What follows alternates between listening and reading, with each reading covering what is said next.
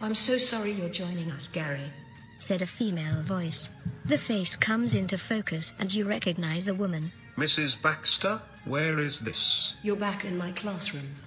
I'm very confused. What am I doing here? She was the woman that taught you to read and write. But that was over 30 years ago. We are just waiting for the rest of the class, and then we're going on a bus. Yeah, in about 40 years if you're fucking lucky, said an angry teenage voice. Language, Jonathan. What do you mean by 40 years? We are all waiting for the rest of the class to arrive. 3 down, 21 to go. Wooty fucking do. I remember you. You're Jonathan Bauer. You're that kid that drowned. Yep, it's true what they say. That river is dangerous, answered Jonathan with a wry smile.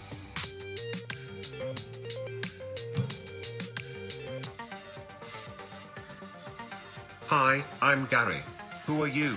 You don't remember me, do you? said the boy. I was only here for a week, before I got too ill. I died a few months later from leukemia. I vaguely remember going to church, looking at a small white coffin. We were told you had become an angel. I was only 7, and I can't even remember your name. Tim Harris, and I've been here for 30 years. He has not put that time to waste. Look at the great work Tim has produced. He is a bright little student, interrupted Mrs. Baxter cheerfully, pointing at the walls. We do have a lot of fun here, added Mrs. Baxter even chirpier. The look on Tim's face said otherwise. It spoke of a deep hatred that can only develop over a long period of time. They're pretty good drawings, Tim. Very colorful. Thanks, but I don't have all the colors. If you find any crayons, could you give them to me?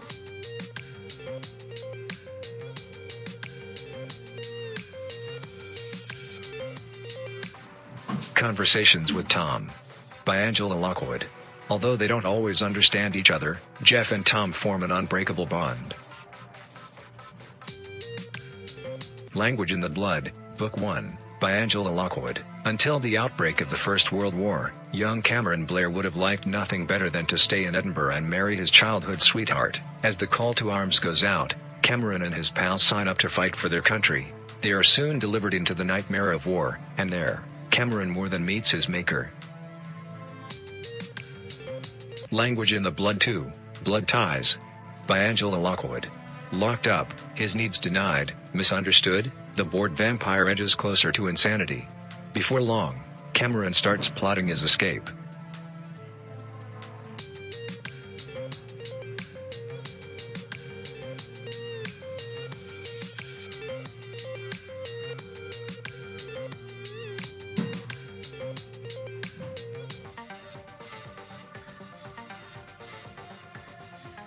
Here is the red crayon. Thanks, Gary. Now I need a yellow. What is this place? We don't know. That bitch just gives us a blank stare if we ask her. I think it's what they call purgatory. We have to wait here, until the powers that be have decided to let us go up to heaven. I'm not very up to date on religion, but isn't purgatory a place of suffering, where you have to atone for your sins? Dunno, it seems terribly unfair, but here we are, waiting. Maybe this is just what happens when you die. You wait for the rest of your classmates, then a big bus takes you up to heaven. Can we not just leave? No, the door. The windows are not normal.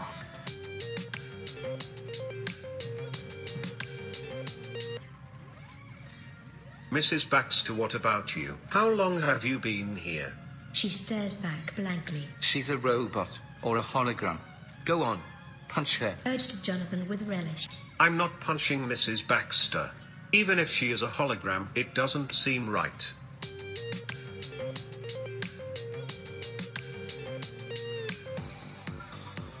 John, do you have the yellow crayon? Yes, I stole it off Tim's desk. I didn't like that creepy picture he did of me. I stuck it in my desk. I suppose you can give it back to him now.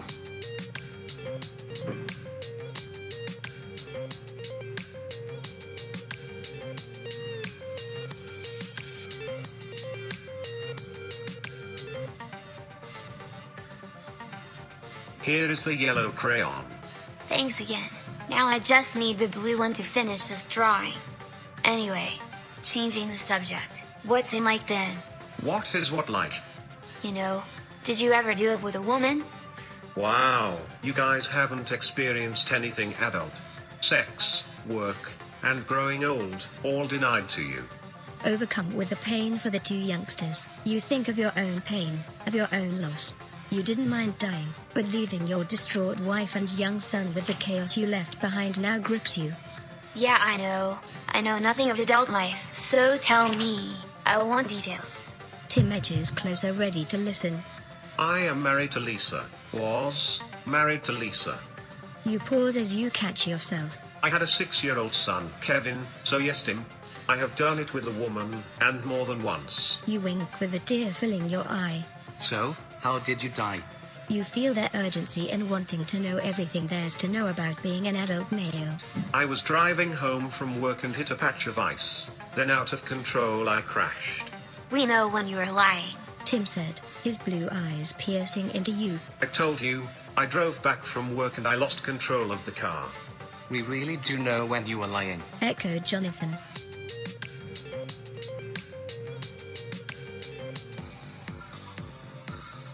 Do you have the blue crayon? I did, but Mrs. Baxter confiscated it. Why did she confiscate it? No reason. You know teachers. Anyway, tell us about Lisa. Lisa is perfect. Perfect. Are you sure? You wanted the year before to be forgotten. Now these two boys were prying into your soul. They want you to dig up the final nasty chapter of your life. After the birth of our son, things changed between Lisa and me. The boy took a lot of energy from both of us. My career had taken off, and I was working long hours. You start describing the year that led up to your death. Aware of the boys' stern looks, you realize they would know if you lied. She started to do more hours too, hoping to put her career back on track. We saw even less of each other.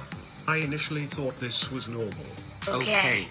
Now Now we're we're getting getting somewhere. The boys say in unison. She became distant, and one time when I came into the room, I caught her hanging up the phone.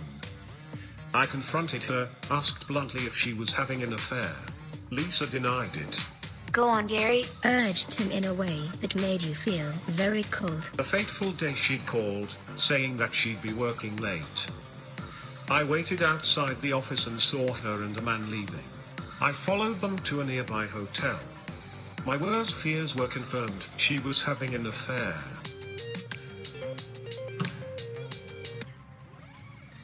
Do you have the blue crayon? Yes, I confiscated it from John. He was writing on the walls.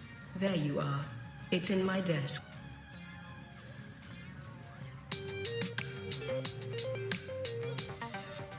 Here is the blue crayon. That is the drawing finished. That's a pretty good drawing. Yeah, I know. If you give it to Mrs. Baxter, she'll hang it up on the wall like the others.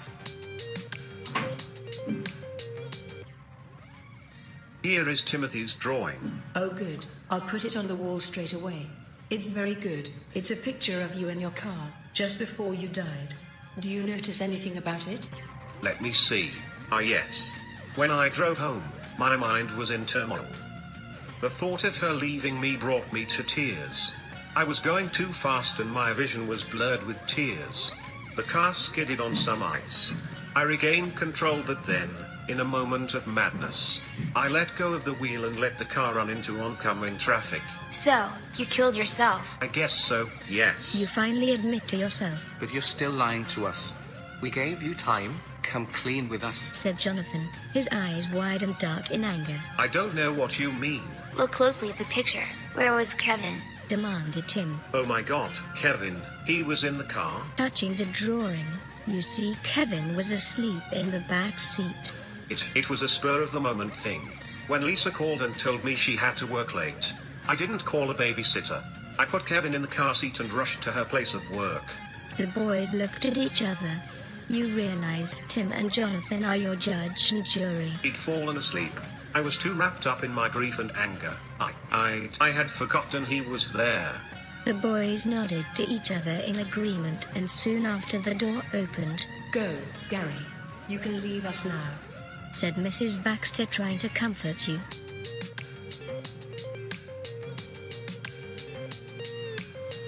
You have left the classroom. To what, you don't know. The end.